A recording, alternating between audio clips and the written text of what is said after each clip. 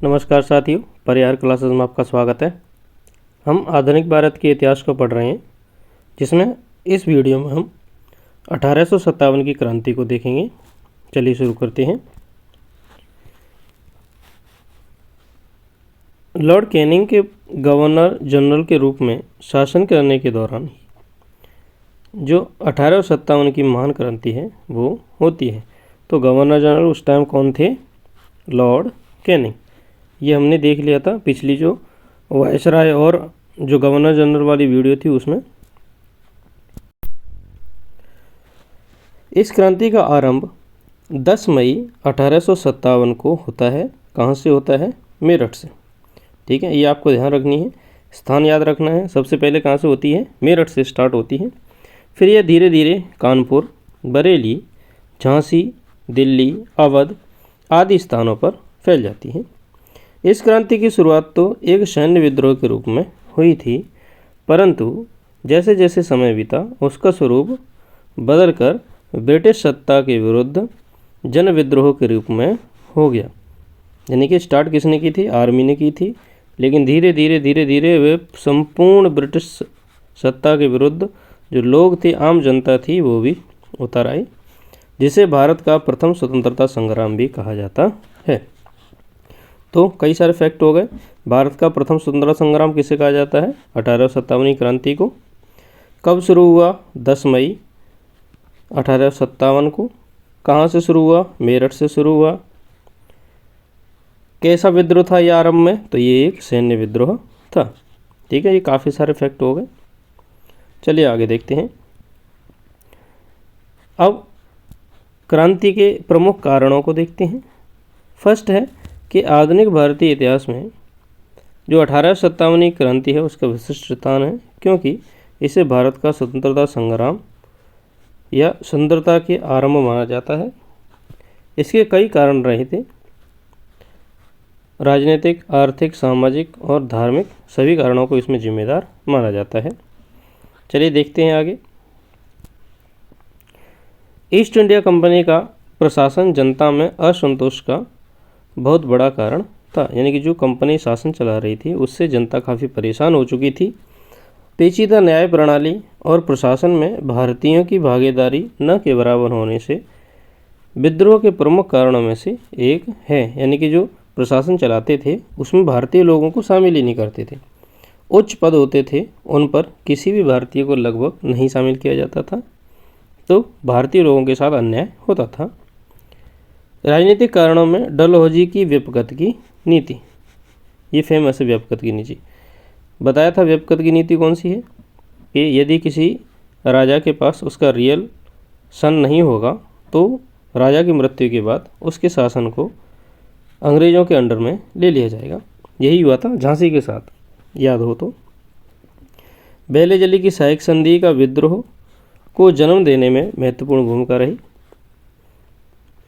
विद्रोह के लिए आर्थिक कारण भी जिम्मेदार रहे। ब्रिटिश भूराजस्व नीति के कारण बड़ी संख्या में किसान व जमींदार अपनी भूमि के अधिकार से वंचित हो गए थे। 1856 में धार्मिक निर्योग्यता अधिनियम द्वारा ईसाई धर्म ग्रहण करने वाले लोगों को अपने पैतृक संपत्ति का हकदार माना गया। यानी कि एक नियम लाया गया, धार्मिक निर्योग्यता अधिनियम। ये कहा गया कि यदि कोई ईसाई धर्म अपनाता है तो ही उसे अपनी पैतृक संपत्ति प्रदान की जाएगी, अन्यथा नहीं की जाएगी। साथ ही उन्हें नौकरियों में पदोन्नति, शिक्षा संस्थानों में प्रवेश की सुविधा प्रदान की गई।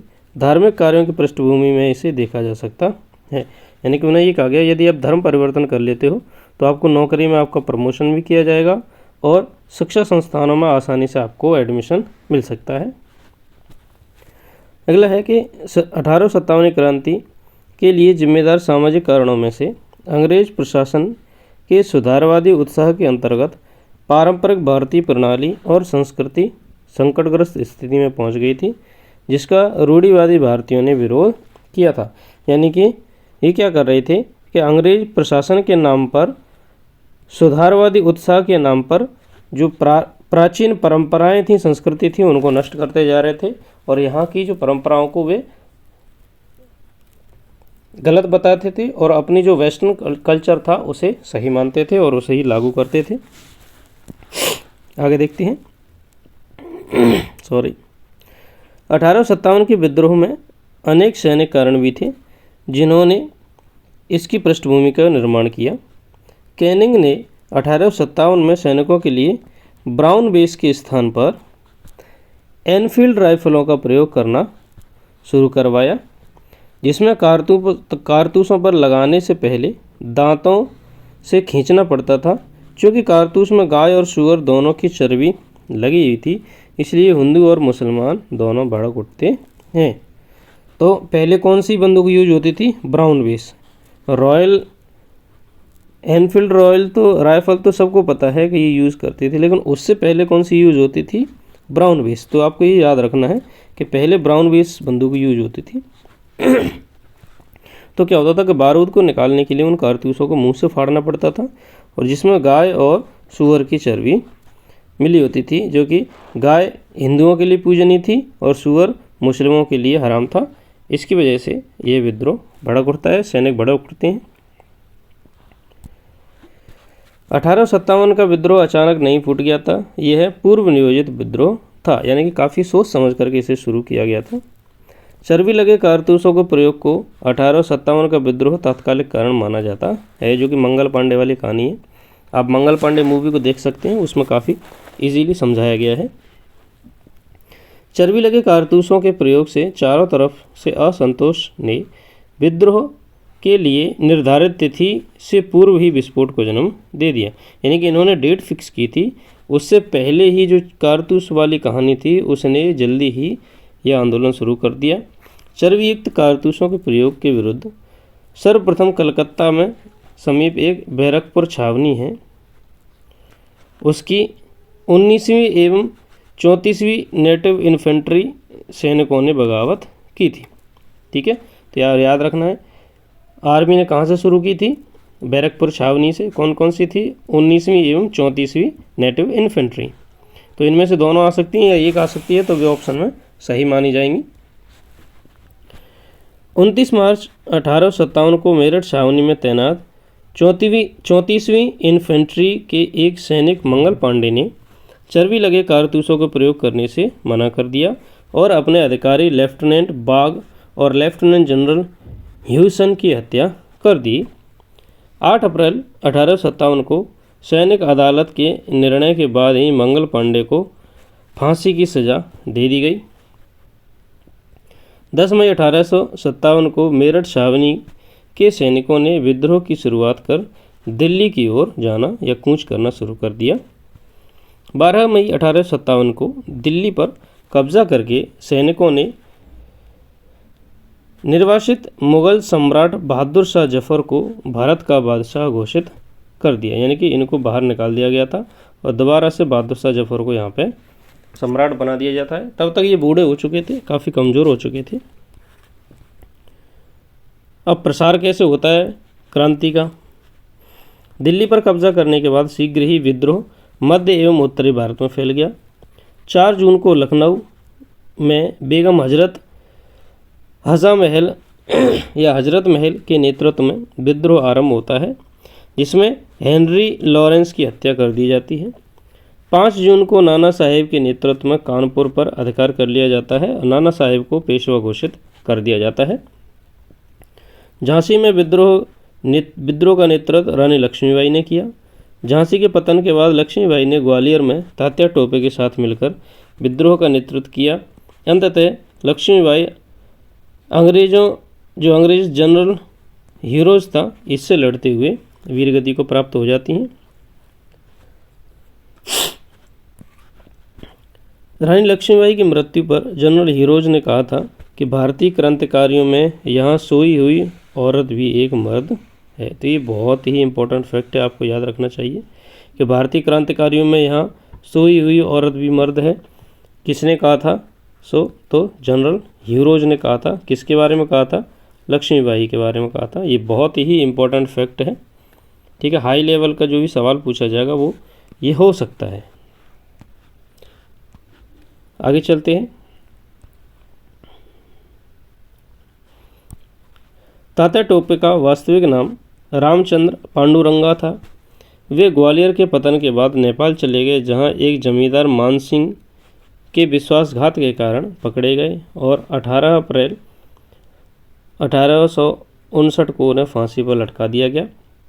बिहार की जगरीपुर में वहां के जमींदार कुंवर सिंह 1857 के विद्रोह का झंडा बुलंद किया। मौलवी अब्दुल्ला ने फैजाबाद में क्रांति का नेतृत्व किया। अंग्रेजों ने अब्दुल्ला की गतिविधियों से चिंतित होकर उसे पकड़ने के लिए 50,000 रुपये उस पर इनाम रख दी। खान बहादुर खान ने रोहिलखंड में विद्रोह का नेतृत्व प्रदान किया, जिसे पकड़ करके फांसी पर लटका दिया गया। राजकुमार सुरेंद्र शाही और उज्ज्वल शाही ने उड़ीसा के संबलपुर में विद्रोह का नेतृत्व किया। मनीराम दत्त ने असम में विद्रोह का नेतृत्व किया।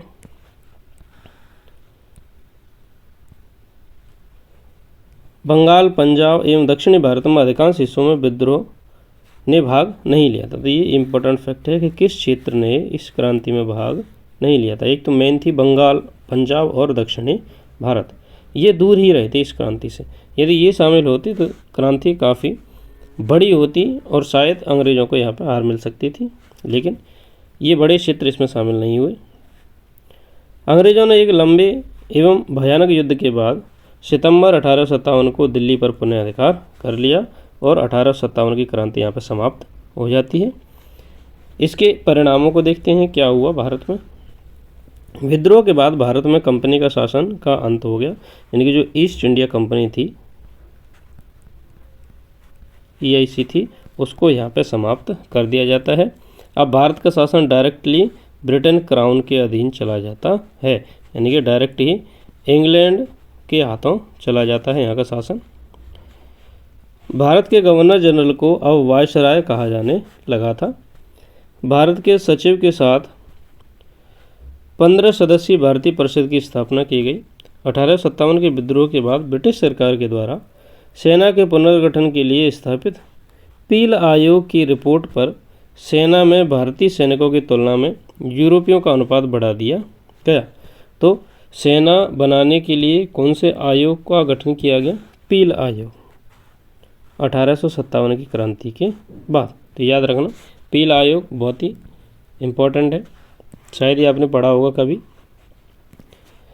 भारतीय रजवाड़ों के प्रति विजय और विलय की नीति का परित्याग कर सरकार ने राजाओं को गोद लेने की अनुमति प्रदान कर दी, यानी कि जो हड़प नीति थी ना, व्यपगत की नीति, उसको बंद कर दिया और ये कह दिया कि अब आप पुत्र गोद लेकर के अपना उत्तराधिकारी उसे घोषित कर सकते हैं। और इस प्रकार भारत में अब ब्रिटिश क्राउन का अधिकार हो जाता है और फिर वह धीरे धीरे हमारे स्वतंत्रता तक लागू रहता है। तो वीडियो को अंत तक देखने के लिए धन्यवाद। Thank you.